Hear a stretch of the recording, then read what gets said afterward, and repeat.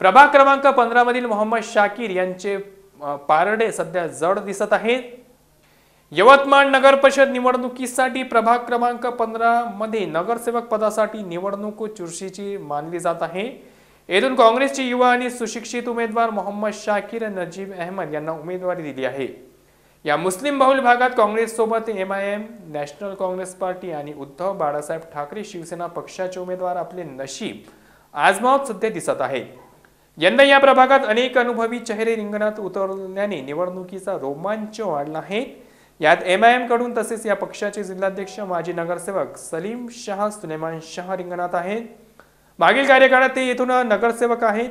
येथून OBC महिला गटातून शाहीन जिया अहमद या देखील MIM च्या OBC महिला गटात दुसऱ्या उमेदवार आहेत। तर येथूनच पहिल्यांदा नॅशनल काँग्रेस पार्टीकडून राजिक पटेल आणि राष्ट्रवादीचे नेते शब्बीर खान यांच्या पत्नी माजी नगरसेविका नसीमा बानो शब्बीर खान, शिवसेना उद्धव बाळासाहेब ठाकरे गटाचे शाहज अहमद आणि माजी नगरसेवक अफसर शाह यांच्या पत्नी सुमैया परवीन अफसर शाह रिंगणात आहेत। या प्रमुख उमेदवारांमुळे येथे लढत चुरशीची होईल असे सध्या दिसत आहेत। दरम्यान येथून काँग्रेसचे युवा आणि सुशिक्षित उमेदवार मोहम्मद शाकीर यांच्याकडे प्रभागातील मतदारांचे लक्ष जाताना दिसत आहे।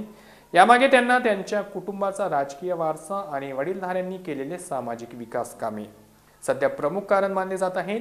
कारण त्यांचे मोठे वडील शकील अहमद यांनी 1995 ते 2000 मध्ये या भागातून विजय संपादन करून यवतमाळ नगर परिषदेचे 2दा उपाध्यक्षपद भूषविले आहे।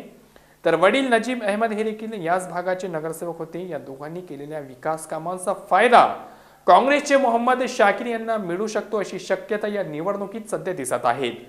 सामाजिक कामात गोरगरिबांना मदत करण्यात आणि शासकीय कागदपत्रासाठी नागरिकांना सहाय्य करण्यात मोहम्मद शाकीर सक्रिय राहिले। यामुळे ते या निवडणुकीत मतदारांमध्ये चर्चेचा विषय ठरताना दिसत आहेत। एकूणच काँग्रेसकडून मोहम्मद शाकीर यांच्या उमेदवारीमुळे येथे नगरसेवक पदासाठी ही लढत अत्यंत चुरशीची बनल्याने या प्रभागात 2 डिसेंबर रोजी मतदार कुणाला कॉल देणार हे पाहणे महत्त्वाचे ठरणार आहे।